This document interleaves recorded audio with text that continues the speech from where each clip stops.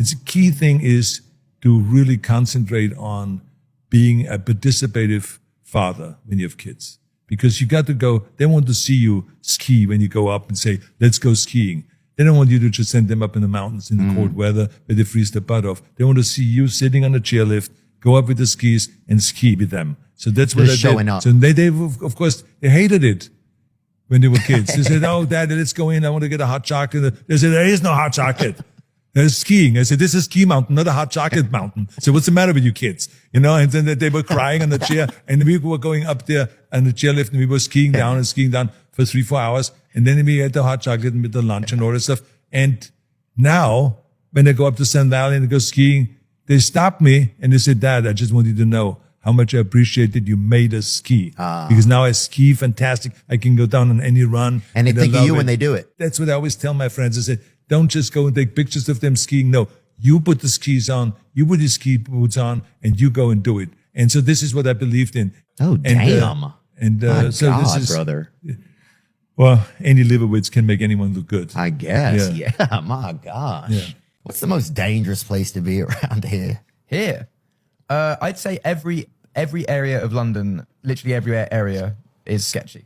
I love that. The nice areas are sketchy, the bad areas are sketchy, but you just have to not do stupid shit. And y'all's robberies all have clues and stuff. That's what I like about London. Clues. Or like if there's something that happens, it's like, oh, here's a clue, you know? And the detectives or whatever, then they're hot on your trail. That's what I like about London. I love that everything that you think about England is based on movies and like, because it's the way that I used to view America as well. I remember going, my wife went to Duke and we went back. My to mother Duke. went to Duke. Oh, good university. Yeah. But I remember we were in town for something and we were driving past the frat houses and I was like, I've never been to a frat party. Should we just knock on the door of one of them and they'll be having a frat party like the movies? And like Cherry was like, yeah, I guess so. They're a bit, it's not like that vibe. And we went up, I knocked on the door, one of them opened the door and was like, why are you knocking on our door? And then we went in and it was just like 3 dudes and one guy who had his face super glued to the floor. Oh, yeah. And it was like not the vibe. And I was like, this isn't like the movies. When I was a kid, they had a boy in our neighborhood named Mario, right? And he was, dude, he ended up dying, actually. He did some pills and drove into an embankment. But when I was young, he would shit in his yard, make me bury it. And that's how I was allowed to be friends with him. How did he make you bury it? He just asked me to do it, and I was afraid not to do it, I think. He said, hey, yo, dude, you're not going to believe this, but I took a shit, and it's out my yard. I can't even bury it because I'll throw up. Hey, do me a favor and go bury it? Yeah. He was dark, man. He had a real dark vision. And he probably, honestly, dude, he probably shit 200, 300 times, and I buried it. No. I swear to God. Come on. I swear to God. I swear to God, dude. And he, how'd you not run out of places to make new holes? Did you think you ever dug up old shit to put in new shit? Oh yeah, I wouldn't be surprised, man. And that's one thing I love about a lot of Asian cultures. They don't get offended if you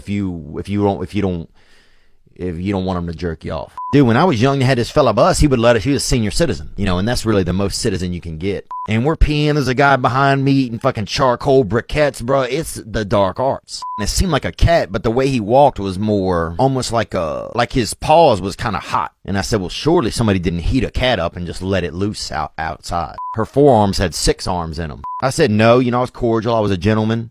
You know, I kind of went like this, you know, no. And he took one of my friends to Las Vegas. I think it might have pedophiled him. I don't know. But I do know, and I think that's what happened. We had a kid in our neighborhood growing up, this kid, Brunch Hawkins was his name. He was born right at 10:30 a.m., so they call him Brunch. I'm not going to say that they're Chinese when you go in the place, but they are an ease. They probably had soup for lunch, I'm going to say that. Some type of broth. My name is Alex, I'm from Denmark, and I have Asperger's, so I'm all autism out, baby, as you would say. Damn, baby, you got the Eurotism, baby. Gang! Bro, woo, woo.